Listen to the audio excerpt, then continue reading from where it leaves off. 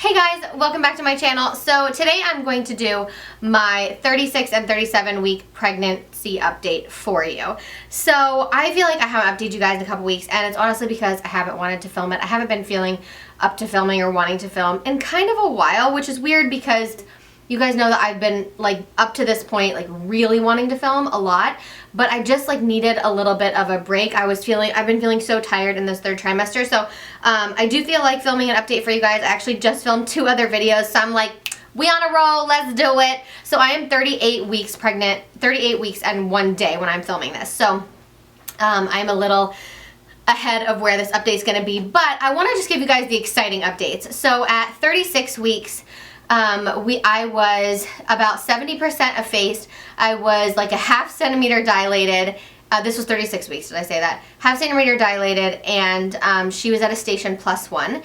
And then we went in for our 37-week checkup, and I was same effacement. Baby was same position, so 0 is dropped, so +1 means like actively engaged in the birth canal. And then I was almost 2 centimeters dilated. So the day after that, which this was last Friday, so this was literally like 4 days ago, I woke up on Friday morning. I took a long walk on Thursday, which was the first time I felt like exercising or walking in weeks. And our midwife said, you know, it's totally fine to go ahead and like start walking this baby. You're 37 weeks and 4 days on, I was 37 and 4 days on that Thursday. So I took a long walk and was feeling really good. It was like, not long, but like 32 minutes. I just walked on the treadmill at the gym. And then Friday morning, I woke up and I started having, like within a half an hour of waking up, I started having really crazy contractions. They were definitely the most regular, by far the most regular contractions that I have had this entire time. Like I have not had a contraction like that was like 1 minute, break for 3 minutes, 1 minute, break for 3, like they've never been that consistent. They were every 3 to 4 minutes, but more like every 2.5 to 3.5, 4 minutes. I hardly had any 5-minute breaks. Now, they weren't debilitating. I could like walk and talk through them. So I knew that like I wasn't in like active labor. To me, like I felt like it would get worse and I would know. But that lasted, those like the 3 to 4.5 minute breaks with the 1 minute contractions lasted 2 hours. And after 2 hours, I started to feel really, really sick. Like really nauseous, not achy, but just like real, like I really thought I was gonna throw up. And I was having like a pain in my, not like up here, but it was like under my boob almost, like in the center. It was like not a sharp pain, it was just like a dull, like chest tightness almost, like kind of like heartburn or like a gas pain, but it didn't feel like either of those things. And so I was like, you know what, I'm gonna call the midwife. So I called the midwife and I just said, first of all, like this is how my contractions are. I can still walk and talk through them. So I don't know that I'm like in labor, but it's been 2 hours now, and no water, like no mucus plug or bloody show, anything like that. But like I feel really sick. Like I keep burping. I really feel like I'm gonna throw up, which I know is normal during labor and pregnancy, or specifically, you know, during labor. But I said I really feel like I'm gonna throw up, and I just have this like pain in my right side and my right like upper side, and I just like don't feel good. And I've laid down to try to like get the baby to move. I've played her favorite music, but she hasn't moved all morning. And I said that's weird for her because she's active constantly. And so the midwife was like, listen, like I know that, you know, it's not super convenient in the middle of a Friday to like come into the hospital, but I really want to see you and just check your blood pressure, and I want to monitor baby for half an hour and just make sure everything's okay. It's just like stuff we don't want to mess with. And I was like, okay, absolutely. And she said, plus if you've had progress with these contractions since you've been having them for 2 hours, this baby might be coming. So like bring everything, blah, blah. So I was like, oh my gosh, wait a minute. Is it baby day? This is crazy. Like we're going to have this baby on Friday. And so I was like, Tim, you need to come home. And I had already told him that I was like, you probably need to come home. Like I really don't feel good. And I was like, I feel like we'll end up going to the hospital soon. So just like be ready. And so he said, call me after you talk to the midwife. So I called him, we talked. He came home from work, picked me up. We literally loaded everything in the car, all of our bags. Our bags were already in there, but we loaded like our pillows and my blanket that I'm taking with me, like my cozy like throw blanket. Took like our phone chargers, our toothbrushes, just like all the last minute stuff that was on our like last minute grab and go list. Snacks. We put George in the car. We got Toby all set up here, and we took George to daycare with his food, with his bed, with everything. And we were like, you know, telling them we may pick him up. We'll let you know if we don't, but here's all his stuff in case we don't, because they know like when I go into labor, he's going to daycare, and then like he's being boarded there. They're so good to us and to him, and they love him so much. So it's fantastic. So we drop him off. This was now around 11:30 a.m. on Friday, which would have been November 30th. So we drove to the hospital, which is like 20 minutes from our house, and we got there, and I was still having contractions, but I'd gotten about a 20-minute break, and I was like, crap, was this like false labor and I just like didn't even need to come in? Plus on the way to the hospital, she had kicked a few times. And I was like, of course. Now you start moving, but she wasn't moving a lot. She just had kicked a few times, and they weren't as consistent anymore. So we got there, we went up to the maternity, the triage floor, and they already have it all set up for us. It's the beauty of the midwives. They like set everything up for us so that we're ready to go. And they start monitoring the baby, and the baby, as soon as they put the gel and the monitors on, she starts kicking like ferociously. It's absolutely hilarious. She does this every time that they monitor her. The day before this, 2 days before this, we had gone in for a non-stress test because she wasn't moving all day, and I waited until like 2 o'clock in the afternoon. I was like, I have not felt one movement from her. Now it's freaking me out. Like, I don't know what she's doing in there. And then I went in for a non-stress test, and she like passed in the first like 5 minutes. It was crazy. So anyway, we get there, she starts trying to kick the monitors off, and I'm like, okay, well the baby's okay, that's good. My blood pressure is like great, looks really good, and they thought maybe it was probably indigestion, but they wanted to do a cervical exam to see if these contractions were getting us anywhere, and I was so hoping. She was like, if there is any progress at all, if you're any more than 2 centimeters, we're gonna have you walk for an hour and check you again, and if they're still making progress, we'll keep you. If not, we'll send you home for a little bit longer. So, and at this point I'm still having contractions, but again, I can walk and talk through all of them. So she does a cervical exam, which you guys, do they need to rip out your heart or your intestines with them too? Like, do they really need to do that? It's like, if you have to reach that bar, she's not coming out. But anyway, those exams are like painful and annoying and horrifying. I really don't like them. So anyway, she does a cervical exam, and she's like, I'm sorry, I think you're the same. I think you're right at 2. And I was like, that's okay, like, we'll go home. So she was like, because she said, I think you guys should go home. Like, I don't think it makes sense for you to stay. So I left the hospital, and I felt like an idiot. I'm going to put this out there, because if anybody else has done this before, you may have felt the same way, and I just want to like give you guys the feeling that you're not alone, and then give you a few things to think about too. So I literally felt so embarrassed, so ashamed. It was a weird feeling, because I don't feel those things about myself very often, and this made me feel so insecure. I didn't want anybody that saw us walking into the hospital to see me going out, because I was like, they're probably thinking, oh my gosh, there goes that girl that like didn't know that it wasn't real labor. And I know that that's not true. Like, I know that this is a story that I'm making up in my head. In fact, like, the hospitals see this all the time, and they want you to come in. Like, they want you to come in and make sure everything's okay. But I still felt like such an idiot. Like, I don't know if it's like the competitive side of me that just wanted to like nail it. Like, no, like, this is labor, this is what's happening. Or if it was something else, but I just felt so freaking stupid. And Tim was like, being so nice, and he was like, this, you should have, like, it was good that we came in. Now we know. Now you'll know, like, the next time that you get contractions like this, like, how to see and tell, like, when baby's actually going to be coming. And he was like, and if we go again and we get sent home again, who cares? Like, do you not think that the doctors and the nurses are like the most compassionate towards this, because they know how crazy pregnancy and labor is, and like how hard it is to like know? How are you supposed to know? You've never done this before. And he was like, people who've done this like 4 times still go into the hospital and get turned away. And I know that all of that's true, but I just felt so much like shame. Like, it was really a weird experience for me, and I was in a funk, and I would probably say that I was as close to like feeling depressed that day after we came home from the hospital as I've ever felt in my life. Not like the saddest I've ever felt, but I was such a downer. I was so bummed out. I could not shake it. I cried so much. I was so sad. I laid on the couch all night. I was just like, it was really weird. It like took me over and I could not shake it. And I wanted to so badly, but I just was like, I was just in it. I was in this funk of feeling like crap. And I woke up on Saturday and I definitely felt better, and we ended up having like a really good weekend. And I just kept kind of telling myself the mantra over and over again that like I surrender, like I release like my expectations on this pregnancy and this baby and when I want her to come, because I don't care when she comes. I really do feel that way. Like I don't need to have control over it. I don't need to know when she's gonna come.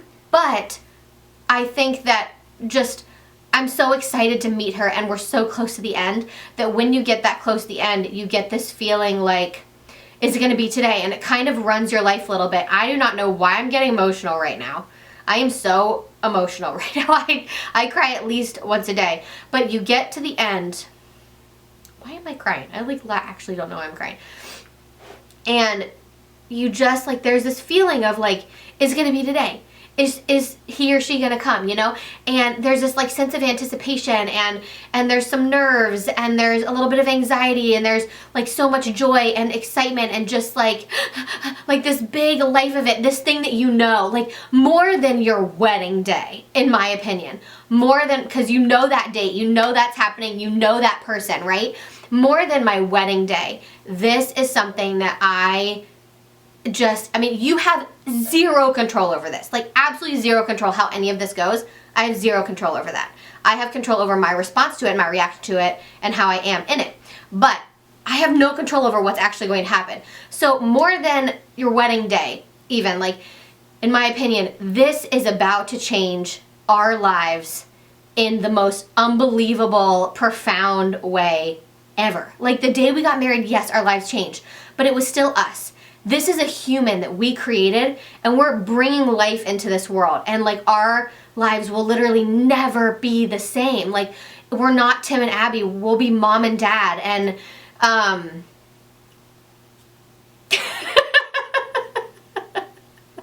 don't you love it when you make yourself cry with your own thoughts and things? Anyway, so it's hard not to think about that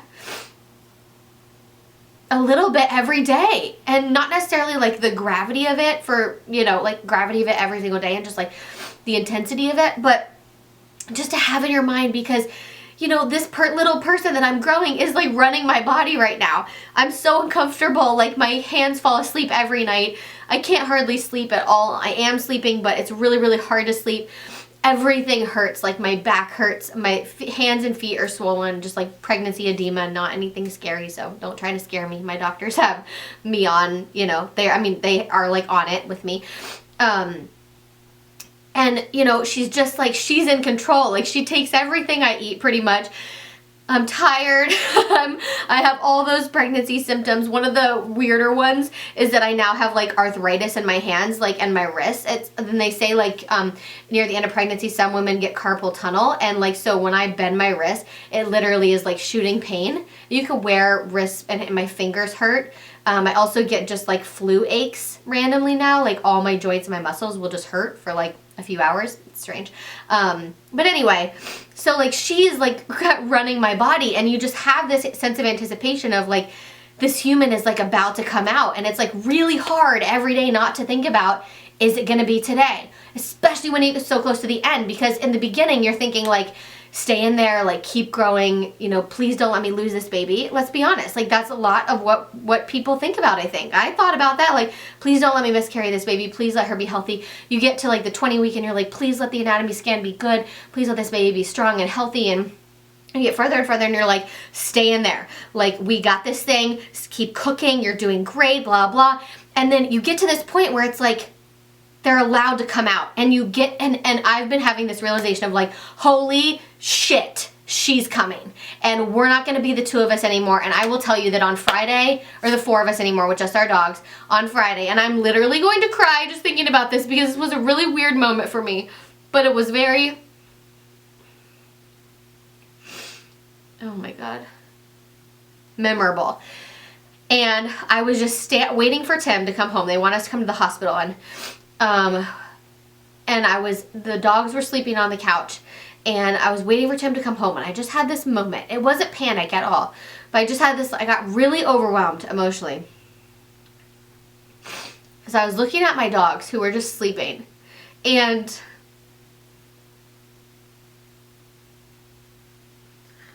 okay, anybody who has animals will understand this one. If you don't, you're totally gonna think I'm insane. Okay, so we're just gonna have to deal with my crying face. I don't even care. I don't know why I care. Okay, so I was just looking at my dogs who were asleep on the couch. I'm gonna have to cry through this story. I'm not gonna make it, because it still makes me emotional just thinking about it, because this is how I feel about them. So I was just looking at them sleeping on the couch, and I was just thinking about how, oh my god, I really can't handle this. Oh, I'm too pregnant. Oh my god, I have a liquid coming out. Oh, my facial holes. Oh my god. Okay. Okay, I look really cute now. Really cute. Anyway, I'm glad we filmed this video last on the list for the day. Okay, I can tell this story. But I was just looking at them asleep on the couch, and they were just so sweet and so snuggly, and I was just thinking about how they are my babies, like they were my first babies. I've had Toby for 7.5 years, and I got him right out of college, and all I wanted, literally all I wanted my entire life was an animal, and my parents didn't want to do animals. It's totally fine. So I didn't have any animals growing up. I did, but I had like turtles and things and fish, and nothing I could cuddle with.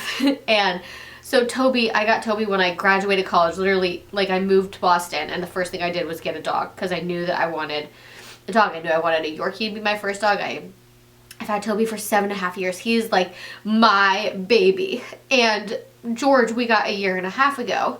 A little over 1.5 years ago. And they were just looking at me, and they just love us so much, and they rely on us for everything, obviously. And like, just thinking about having this baby, it was just weird. I had this moment where I was not like sad, but I was a little bit mourning the life that I've become like really accustomed to. Maybe mourning isn't the right word, because like I'm so stupidly excited for this baby. Like, I haven't been this excited for anything in my entire life, but everything is going to change, and it's going to be different. And these dogs, like, what got to me was that I know that they can tell something is going to change, because they've been really attached to me. And like, you know, the whole pregnancy, especially George, but like, they don't know what's coming, and Tim and I do. And it just like, and I feel very, very, very close to animals, and especially my animals. And so I was just feeling for them, like, just sleeping there, being so cute, and not having any idea that like everything will change. And what was funny was Tim called me like on his way home, right in the middle of this complete breakdown that I was having.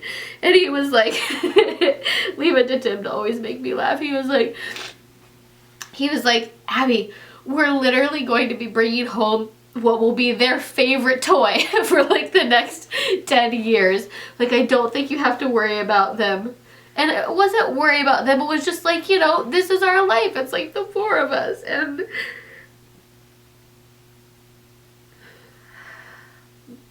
there's a part at the end with all this that, like, it just gets really, really real how much it's all going to change. And it's very, very, very exciting, but it doesn't mean that it's, like, not emotional or not a little overwhelming sometimes. And I just think that, like, I was having that moment. That whole thing was about the dogs. Oh my gosh. I am really freaking pregnant. I gotta blow my nose again. So, I feel like I don't need to update you guys anything else. I feel like, have we had enough? Have we had enough of me crying in front of the camera? I think I'll be done with this update. That's the update. The update is that I'm still 2 centimeters. And 70% of face. She's between a 0 and a +1 station. She moves up and down a little bit. I have a feeling that she's coming soon, really soon. And there's like one piece that I'm choosing not to share with you right now because I'm gonna upload this soon, and it's just like not something I want to share right now. It's nothing bad. It's just kind of another layer of the update, but I'm just like not ready to share that. So I love you guys so much, and thank you for watching this pregnancy update and for just following me along in this pregnancy if you have been, and if you've been interested in it. If you want to see like when she's born and those first days and weeks, because I have the next 2 weeks pre-recorded, please go follow my Instagram. That is where I post everything related to that. Bump dates, everything is all on there for you guys. So yeah, that's all going to be on there, and that's where we will post like our announcement on Instagram and Facebook. So like once she's born, probably not the day she's born, but soon after, because there are a lot of people that I know will want to know and be really curious. So I love you guys. Give it a thumbs up for more pregnancy, mommy, and baby videos, and I will see you all in my next one. Mwah.